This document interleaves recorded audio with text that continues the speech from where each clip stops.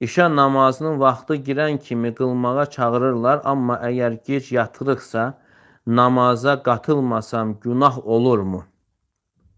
Yəni, cəmaat namazına qatılmadığım üçün.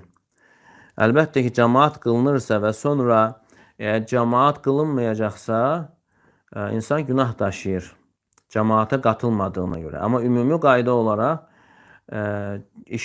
hər bir namazı vaxtında qılmaq əfsəldir. İşə namazından başqa işə namazını gecikdirmək daha əfsəldir. Və hədisdə də gəlir ki, Peyğəmbər sallallahu aleyhi və səlləm İzə rəahum ictəməu əccəl, görəndə ki, cəmaat toplanıb vaxtında tez qılardı. Və izə rəahum abtau axxar, və görəndə ki, onlar yubanırlar və işə namazını gecikdirərdi. Yəni, yenə işə namazı da gecə yarısından sonraya saxlanılmamalıdır. Amma burada sualda dediyi kimi, cəmaat namazı vaxtında qılınır. Bunlar gec yatsa belə cəmaat namazına qoşulmalıdır.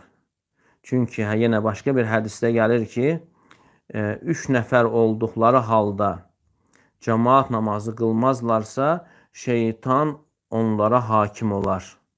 Şeytan onları öz hökmü altına alar. Hər bir halda evdə olduqları zaman belə, yəni cəmaat namazı qılınmalıdır.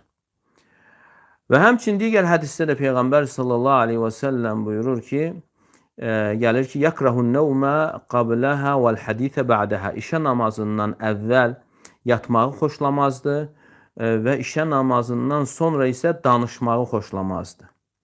Elə sünnəyə uyğundur ki, işə namazından sonra çox qalmamaq. İşə namazı qılındısa, insanın tez yatması məşruhdur, yəni buyurulmuşdur.